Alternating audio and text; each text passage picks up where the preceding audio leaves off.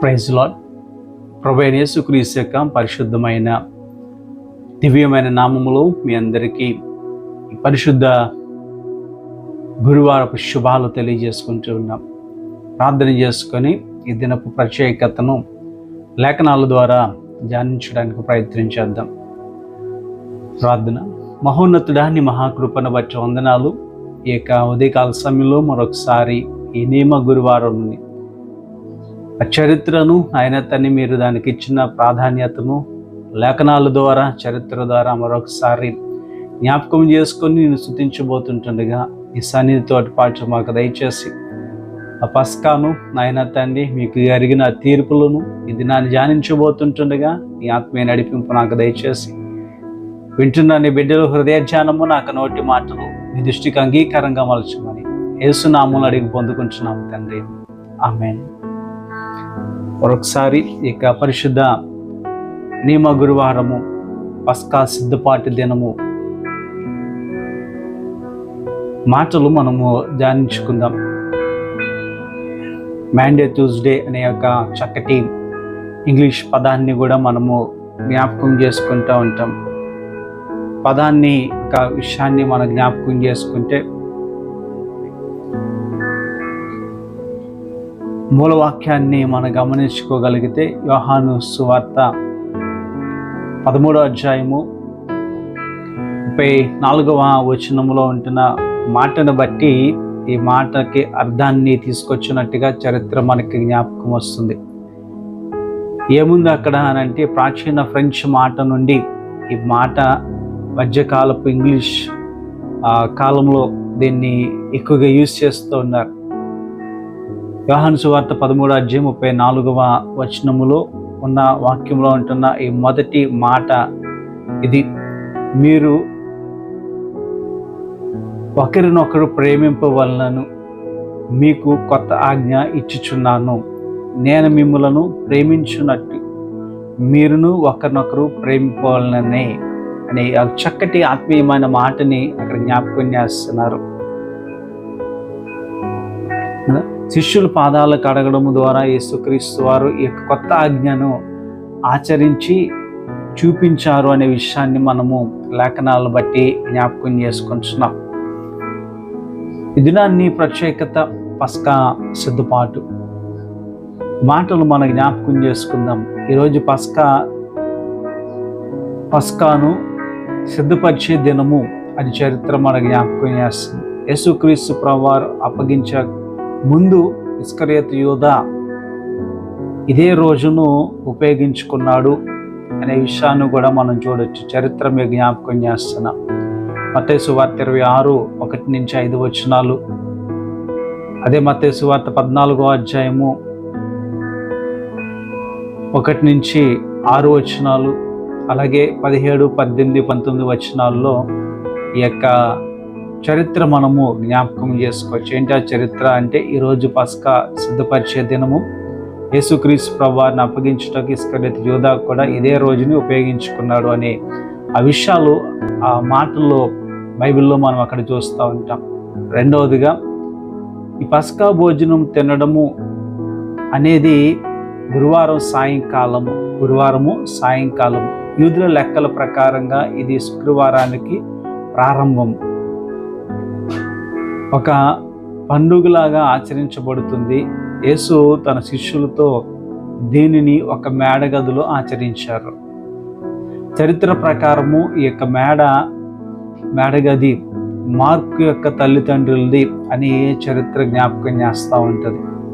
పస్కా ఆచరించిన ఆచరణ ముగింపులో యేసు తన చివరి భోజనాన్ని అంటే తన శరీరాన్ని తన రక్తాన్ని శిష్యులకి రొట్టిగా ద్రాక్షారసం రూపంలో ఆహారముగా అందించారు. మార్కు సువార్త 14వ అధ్యాయము 12-26 వచనాల్లో ఆ మాటలు చూస్తాం. అలాగే లూకా సువార్త 22వ అధ్యాయము 17-23 వచనాల్లో కూడా ఈ యొక్క లేఖన భాగాలు మనము జ్ఞాపకం చేసుకుంటూ ఉంటాం. కనుక ఆ మాటలు మరొకసారి బైబిల్లో నుండి చూడాలని మీకు ప్రభు పేరట మనం చేస్తూ ఉన్నాం. మూడవ విషయాన్ని మనం అర్థం చేసుకుంటే యేసుక్రీస్తు ప్రభువారు చివరి భోజనం తర్వాత మేడగది సంభాషణ కొనసాగుతూ ఉంటున్న టైంలో ఇంకొకటి కూడా చేశారు. అది చాలా ప్రాముఖ్యమైనది. ఏంటది అని అంటే, శిష్యుల పాదాలు కడిగి మాదిరి చూపించారు యేసుక్రీస్తు ప్రభువారు. శిష్యుల యొక్క పాదాలు కడిగి ఆయన ఏం చూపించారట? మాదిరిని చూపించారు. యోహాను సువార్త 13-17 విషయాల్లో మనము ఆ మాటలు మనము జ్ఞాపకం చేసుకుంటూ ఉంటాం. ఈ దినాల్లో చాలామంది రాజులు లేకపోతే అధికారులు అని చెప్పుకుంటున్న వారు పరిచర్య చేయించుకుంటున్నారు, కానీ ఈయన నిజమైన రాజు. ఈయన పరిచారం చేయించుకోవడానికి రాలేదు, కానీ పరిచయం చేయడానికి వచ్చారు. అందుకనే శిష్యుల యొక్క పాదాలు కడిగారు. అలాగే పేతురుతో అంటారు, అయ్యా ఈ పాదాలు కడగాలి అని. పేతురు దాన్ని ఒప్పుకున్నప్పుడు యేసుప్రభు అంటారు, నేను కనుక ఈ పాదాలు కడగకపోతే నువ్వు శుద్ధి చేయబడవు అనే మాటని అని చాలా స్పష్టంగా మాట్లాడిన విషయాలు మనకు అక్కడ కనిపిస్తూ ఉంటాయి. ఇక ముందుకు వెళ్తే ఈ చరిత్రలో ఇక గురువారము రాత్రి పస్కా ఆచరించిన తర్వాత యేసుక్రీస్తు ఆయన శిష్యులు మేడగదిలో నుండి బయలుదేరి ఒలివ కొండకు దగ్గరలో ఉంటున్న గెత్సేమనే తోటకు వారు వెళ్ళారు అన్నది చరిత్ర చెప్తా ఉంది. యేసు అక్కడ తరచుగా ప్రార్థన చేసుకుంటూ ఉండేవారు.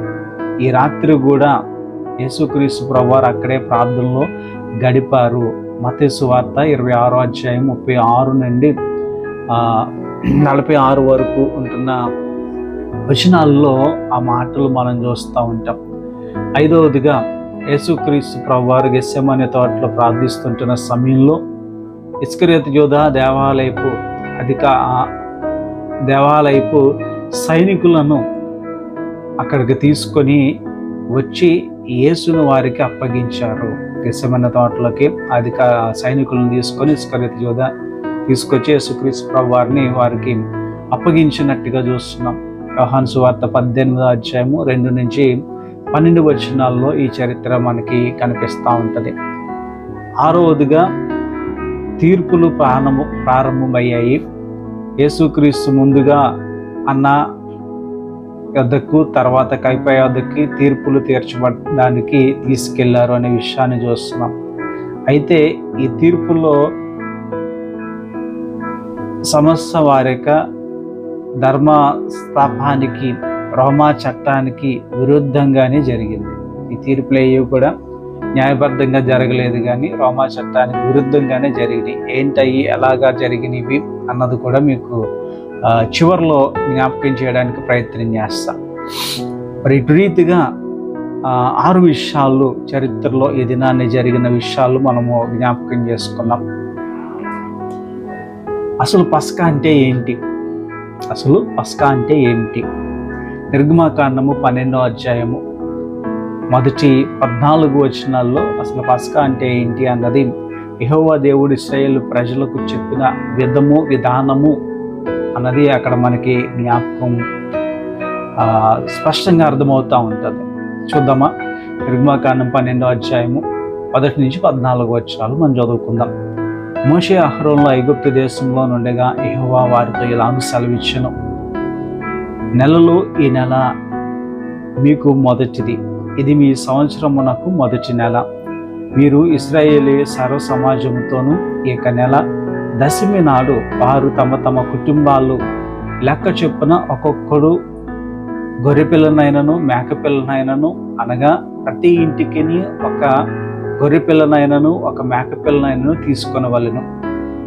ఆ పిల్లను తినుటకు ఒక కుటుంబము చాలకపోయిన ఎడల వాడును వాని పొరుగువాను తమ లెక్క చొప్పున దాన్ని తీసుకొని తినవలెను. ఆ గొర్రెపిల్లను భుజించుటకు ప్రతి వాడిని భోజనము పరిమితిని బట్టి వాని లెక్క చెప్పవలను, లెక్కింపవలను. నిర్దోషి అయిన ఏడాది మగపిల్ల తీసుకొనవలను. గొర్రెలోనైనను మేకలోనైనను ఉండవలను. అది మేకలోదైనా గొర్రెలోదైనా మనం తీసుకోవాలి. ఈ నెల 14 దినముల వరకు మీరు దాన్ని దాన్ని ఉంచవలను. తర్వాత ఇశ్రాయేలీయుల సమాజం వారందరూ తమ తమ కుటుంబంలో సాయంకాలం ముందు దాన్ని చంపి దాని రక్తము కొంచెము తీసి తాము దాన్ని తిని ఇండ్ల ద్వారబంధముల 2 నిలువ కమ్మెల మీదను పై కమ్మె మీదను చల్లి ఆ రాత్రియే వారు అగ్ని చేత కాల్చబడిన ఆ మాంసము పొంగని రొట్టెలను తినవలెను. చేదుకూరతో దాన్ని తినవలను. దాని తలను, దాని కాళ్ళను, దాని అంతములను అగ్నితో కాల్చి దాన్ని తినవలను. దానిలో ఉడికినదైనను నీళ్లతో వండబడినదైనను తినకూడదు. ఉదయకాలము వరకు దానిలో నీదేదైనా మిగిలింపకూడదు. ఉదయకాలము వరకు దానిలో మిగిలినది అగ్నిలో కాల్చి వేయవలను.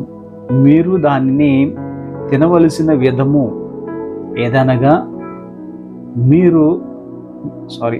మీ నడుము కట్టుకొని, మీ చెప్పులు తొడుక్కొని, మీ కర్రలు చేత పట్టుకొని త్వరపడుచు దాన్ని తినవలను. ఇది యెహోవాకు పస్కా బలి. ఆ రాత్రి నేను ఐగుప్తు దేశమందు సంచరించి ఐగుప్తు దేశమందలి మనుషులలో అయినే కానీ జంతువుల్లోనే కానీ తొలి సంతతి అంతయు హతము చేసి, ఈ మాట అండర్లైన్ చేసుకోండి, ఐగుప్తు దేవతలందరికీ తీర్పు తీర్చెదను. నేను యెహోవాను. మీరు ఇండ్ల మీద ఆ రక్తము మీకు గుర్తుగా ఉండును. నేను ఆ రక్తమును చూచి మిమ్మును నశింపజేయక దాటిపోయేదను. నేను ఐగుప్తు దేశమును పాడు చేయుచుండగా మిమ్మును సంహరించుటకు తెగులు మీ మీదకి రాదు. కాబట్టి ఈ దినము మీకు జ్ఞాపకార్థమైనదగును. మీరు యెహోవాకు పండుగగా దానిని ఆచరించవలెను.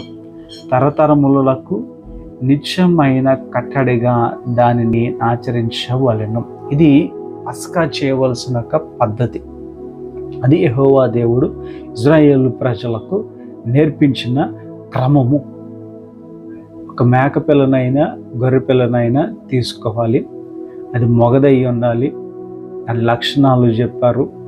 ఆ ఇంటి వారు 14 రోజులు దాన్ని క్రమముగా గమనించాలి, చూడాలి. చేసిన తర్వాత అప్పుడు దాన్ని చంపి దానికి రక్తము తీసుకొని ద్వారబంధాలకి, నిలువుటమ్మకి అడ్డకొమ్మకు దాన్ని వేసుకోవాలి. తర్వాత రాత్రే దాన్ని కాల్చుకొని దాన్ని సంపూర్ణంగా తినాలి. ఆ తినేటప్పుడు ఒకవేళ అంటే ముందుగానే చెప్పిన మాట, మేకపిల్ల కానీ గొర్రెపిల్ల కానీ పెద్దదే, మా ఇంట్లో వాళ్ళకి ఇంకా ఎక్కువైపోతుంది అనుకుంటే పక్కింటి వారితో కలిసి ఆ యొక్క పస్కా భోజనాన్ని చేయాలని, చేదుకూరతో చేయాలని, నడుము కట్టుకోవాలని, కర్ర పట్టుకొని ఉండాలని, చెప్పులు తొడుక్కొని ఉండాలని కొన్ని నియమాలు, నిబంధనలు యెహోవా దేవుడు అక్కడ వారికి చెప్పి అట్టి రీతిగా పస్కాన్ని చేయమన్నారు. అదొక పండుగగా చేయమన్నారు. అదొక పండుగ. అందుకే దినాన్ని యొక్క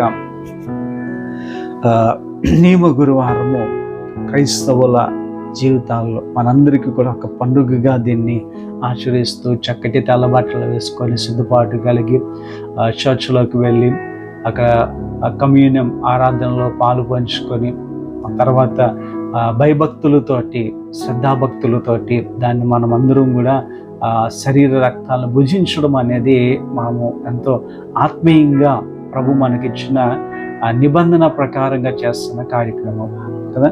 మరి అటు రీతిగా ముందుకి నడవాలని మీకు మరొకసారి ప్రభు పేరట మనవి చేస్తా ఉన్నాం. కొరింథీయులకు రాసిన మొదటి పత్రిక 6వ అధ్యాయం 5వ అధ్యాయము 6, 7, 8 వచనాల్లో కొత్త నిబంధనలో ఉంటున్న పస్కా, ఆ ప్రభురాత్రి సంస్కారపు మాటలు మనం జ్ఞాపకం చేసుకుందాం. కొరింథీయులకు రాసిన మొదటి పత్రిక అపొస్తలుడైన పౌలు కొరింథీ సంఘానికి రాసిన మొదటి పత్రిక 5వ అధ్యాయము 6, 7, 8 వచనాల్లో ఒకసారి చదువుకుందాం. మీరు అతిశయపడుటకు మంచిది కాదు. పులిసిన పిండి కొంచెమైనను ముద్దంతయు పులువజేయుననియు మీరు ఎరుగరా? మీరు పులిపిండి లేని వారు గనుక కొత్త ముద్ద అవుటకే ఆ పాతదైన పులిపిండిని తీసి పారవేయుడి.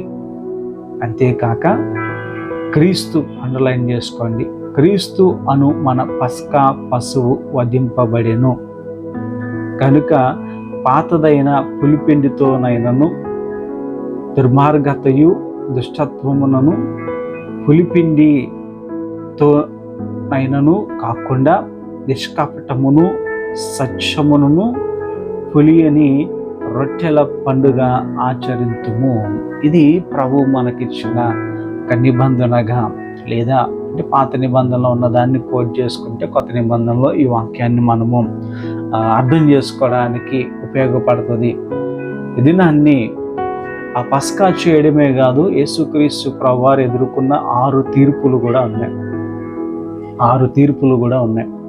గెత్సేమనే తోటలోకి వెళ్ళారు, మేడగదిలో అక్కడ పస్కాను ఆచరించారు, శిష్యులకు పాదాలు కడిగారు. అక్కడి నుంచి ఆయనకి అలవాటు ప్రకారంగా పక్కనే ఉంటున్న గెత్సేమనే తోటకు వచ్చారు, అక్కడ వారిని ప్రార్థించమన్నారు. ఈయన కూడా చెమట రక్తముగా మారునంతగా వేదనతో ఆయన ప్రార్థిస్తూ ఉన్నారు. అప్పుడే ఇస్కరియోతు యూదా సైన్యముతోటి వచ్చి, రోమా సైన్యముతో వచ్చి యేసుక్రీస్తు ప్రభువారిని పట్టుకోవడము, యూదా యేసుక్రీస్తు ప్రభువారిని సైనికులకి అప్పగించడము, అక్కడ మలుకు చెవుని నరకడము, తర్వాత ప్రార్థించి ఆయన ఆ చెవు అతికించడం, అక్కడి నుంచి తీర్పులకి వెళ్తున్నారు. ఇన్ని తీర్పులు అంటే ఇక నేను 6 తీర్పులు జరిగిన విషయాన్ని కూడా మీకు స్పష్టంగా క్లుప్తంగా దాన్ని మీకు జ్ఞాపకం చేస్తా. మొదటి తీర్పు అన్న ఎదుట జరిగింది. మొదటి తీర్పు అన్న ఎదుట జరిగింది. వీడియో లెంత్ అవుతుంది కనుక నేను రెఫరెన్స్ మట్టికే మీకు జ్ఞాపకం చేస్తున్నా. అన్న ఎదుట మొదటి తీర్పు జరిగింది. యోహాను సువార్త 18వ అధ్యాయము 12, 13 వచనాల్లో ఆ మాట చూస్తాము.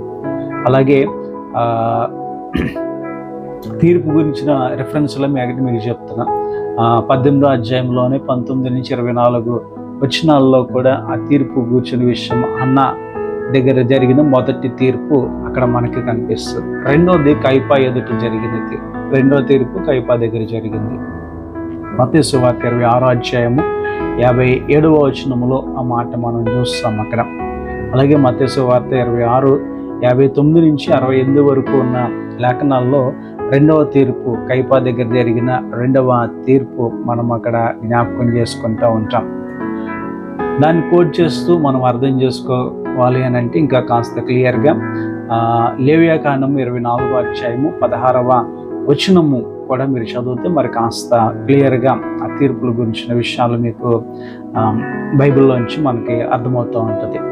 మూడవ తీర్పు సన్హెడ్రిన్ మహాసభ దగ్గర మూడవ తీర్పు జరిగింది. లూకా సువార్త 22వ అధ్యాయము 66 నుంచి 71 వచనాల్లో ఆ తీర్పు, సన్హెడ్రిన్ సభ దగ్గర జరిగిన మూడవ తీర్పు మనకి కనిపిస్తూ ఉంటుంది. దాన్ని అర్థం చేసుకోవడానికి కీర్తన గ్రంథము 101వ సంకీర్తన, 110వ సంకీర్తన మొదటి చరణాన్ని కూడా చదివితే మరి కాస్త విపులంగా ఆ మాటలు మనకు అర్థమవుతూ ఉంటాయి.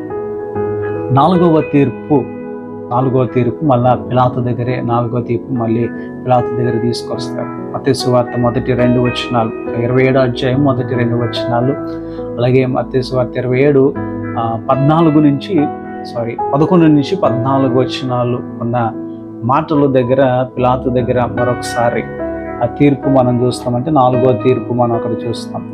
5వదిగా మనం చూస్తూ ఉంటున్నప్పుడు హేరోదు ఎదుట 5వ తీర్పు జరిగింది. లూకా సువార్త 23 6వ వచనం నుండి 11వ వచనం వరకు అక్కడ 6వ తీర్పుని మనం చూస్తూ ఉంటాం. మళ్ళా 5వ తీర్పు అక్కడ చూస్తూ ఉంటాము. 6వ తీర్పు మళ్ళా పిలాతు దగ్గరే జరిగింది. లూకా సువార్త 23 13 నుంచి 25 వచనాల్లో 5వ తీర్పును కూడా మనం అక్కడ 6వ తీర్పుని మనం అక్కడ చూస్తూ ఉంటాం. దయచేసి మరొకసారి 6 తీర్పులు మీకు జ్ఞాపకం చేస్తున్నాను. మొట్టమొదటిది అన్నా దగ్గర జరిగిన తీర్పు, యోహాను సువార్త 18వ అధ్యాయము 12 నుంచి 13 వచనాలు, 18వ అధ్యాయము 19 నుంచి 24 వచనాల్లో అక్కడ అన్నా దగ్గర జరిగిన మొదటి తీర్పు.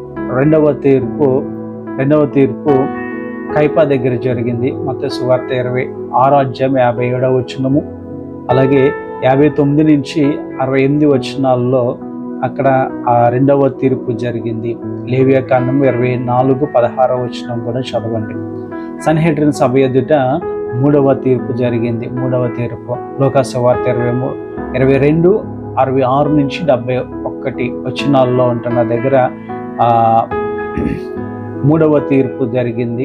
కీర్తన 110:1లో కూడా ఆ మాట మనం చూడొచ్చు. పిలాతు ఎదుట నాలుగవ తీర్పు, పిలాతు దగ్గర నాలుగవ తీర్పు జరిగింది. మత్తయి సువార్త 27 మొదటి 2 వచనాలు, 11 నుంచి 14 వచనాలు కూడా మనము చూస్తూ ఉంటాము. హేరోదు దగ్గర 5వ తీర్పు జరిగింది.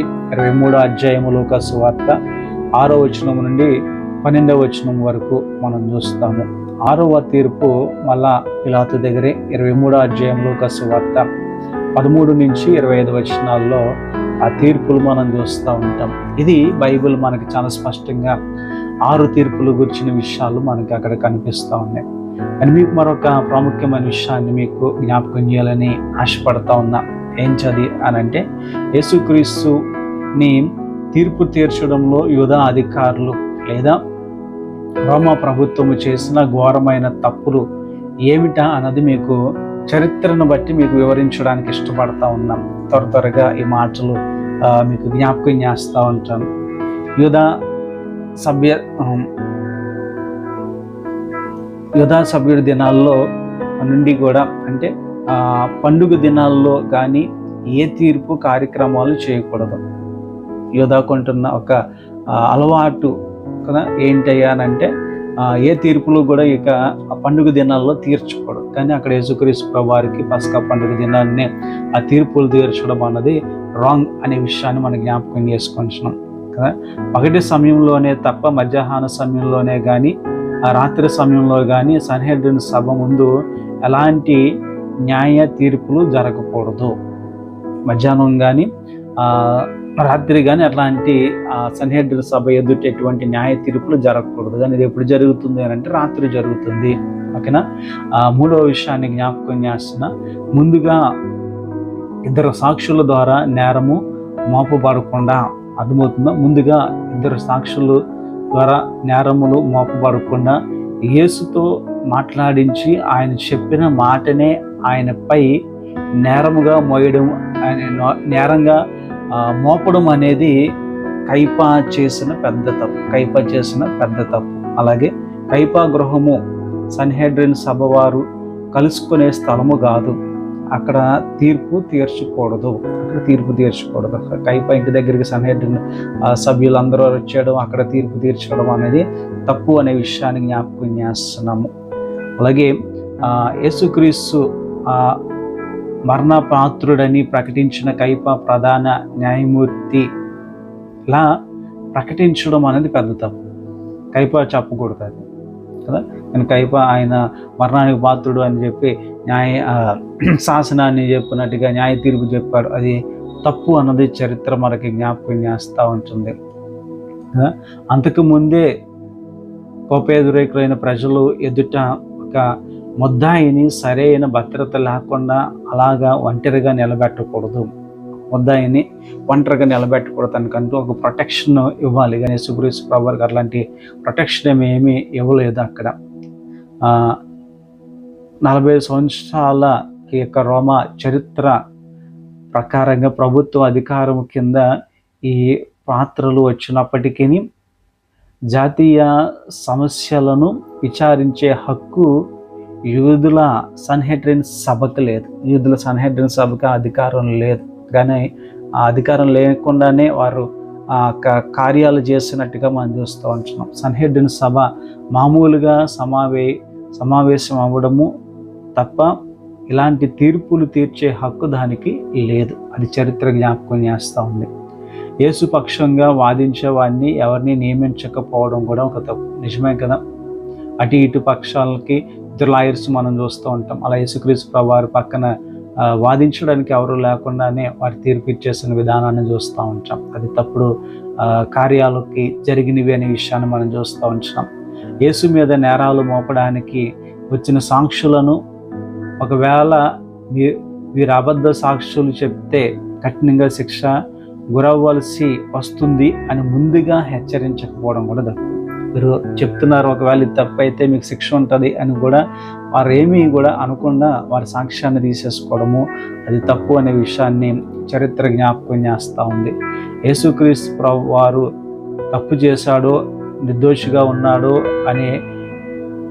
అనేది కనీసం విచారించకుండా ఊరుకోవడం అనేది సన్హెడ్రిన్ చేసిన సభ తప్పు. ఆయన తప్పో రైటో, సాక్ష్యాలు రైటో రాంగో ఏమీ చూడకుండా వారు తీర్పులోకి వెళ్ళిపోవడం అన్నది తప్పు అనే మాట చూస్తాం. ప్రధాన యాజకుడైన అన్న మొదట యేసుని ఒక ఖైదీగా బంధించి తీసుకొని రావడం తప్పు. నిర్ధారణ లేకుండా ఒకరిని తప్పు చేశాడు అని ముద్ర వేయడం తప్పు. నిజమే కదా? రోమా చట్ట ప్రకారంగా ఏ న్యాయ తీర్పు అయినా బహిరంగంగా జరగాలి. ఏ న్యాయ తీర్పు అయినా రోమా చట్ట ప్రకారంగా బహిరంగంగా జరగాలి. కాబట్టి అన్న కైపుల ఎదుట ప్రత్యేకంగా న్యాయ తీర్పులు తీర్చడం తప్పు. అది బహిరంగంగా జరగలేదు. వాళ్ళ ముందు జరిగిన లోపల జరిగిపోయిన కార్యక్రమం అది తప్పు అనేది చరిత్ర జ్ఞాపకం చేస్తూ ఉంటుంది. అబద్ధ సాక్ష్యాన్ని ఆధారం తీసుకొని ఒక వ్యక్తిని నిర్దోషినిగా తీర్పు చేర్చడం తప్పు. ఒక గవర్నర్ కదా పిలాతు యేసుని నిర్దోషిగా ప్రకటించిన తర్వాత కూడా ఈ మాట గుర్తుపెట్టుకోండి. ఒక గవర్నర్ పిలాతు యేసుక్రీస్తుని నిర్దోషిగా ప్రకటించిన తర్వాత కూడా ప్రజలందరూ వేసిన కేకలకే అధికారికంగా ఎంచి యేసుక్రీస్తు ప్రభువుని సిలువకు అప్పగించడం అన్నది పెద్ద తప్పు. చివరిది, సన్హెడ్రిన్ సభ ఎదుట ఒక ముద్దాయి మీద సాక్ష్యాలు పలకబడిన తర్వాత 2 రోజులు ఆగాలి. కానీ అలా ఆగలేదు కదా. ఆ తర్వాతనే తీర్పు తీర్చాలి. కానీ సన్హెడ్రిన్ సభ వారు వెంటనే క్రీస్తును మరణ శిక్షకు పాత్రుడిని ప్రకటించేశారు. కనుక ఎట్లాంటి అన్యాయపు తీర్పులు మన పాటలు పాడేసుకుంటూ ఉంటాం కదా, అన్యాయపు తీర్పు పొందుకున్నారని. ఇలాంటి ఎన్ని అన్యాయాలు జరిగినాయో ఒకసారి జ్ఞాపకం చేస్తాం. ఇలాంటి అన్యాయపు తీర్పులు ఎవరి కోసము ఆయన పొందాడు, మౌనంగా ఎందుకున్నాడు అని అంటే నిన్ను నన్ను రక్షించడం కొరకే ఆయన మౌనంగా ఉన్నాడు. వదక తేబడిన గొర్రె పిల్ల వలె మౌనంగా ఉన్నారు. ఎందుకంటే ఆయన మాట్లాడితే కదా వాళ్ళ తీర్పు తీర్చే అవకాశం ఉండదు కదా. ఒకసారి ఆయన తండ్రిని సెలవు అడిగితే ఎంతమంది దూతలు వస్తారో మనకు తెలుసు. అదే దినాన్ని ఒకసారి మనం జ్ఞాపకం చేసుకోండి. గొర్రె పిల్ల యొక్క లేదా మేకపిల్ల యొక్క పస్కా పశువు యొక్క రక్తము ద్వారబంధాల మీద ఉంటే ఆ ఇంటికి సంహారకుడు రాకుండా ఆ ఇంటి వారందరినీ కాపాడబడినట్టుగా ఇది నా పరిశుద్ధమైన యేసుక్రీస్తు ప్రభువు యొక్క పరిశుద్ధ రక్తము నీ మీద ప్రోక్షింపబడితే నీకు నీ ఇంటి వారికి నిత్యజీవం ఉంటుంది. కనుక ఆ తీసుకొచ్చినప్పుడు ఆ శరీరమును ఆ రక్తమును విలువైనది, ఒక ప్రభు యొక్క శరీరమైన విలువైన రక్తమును నువ్వు భుజిస్తున్నావు. కనుక నువ్వు భుజిస్తున్నప్పుడు నీకు వణుకు పట్టాలి, భయము పట్టాలి.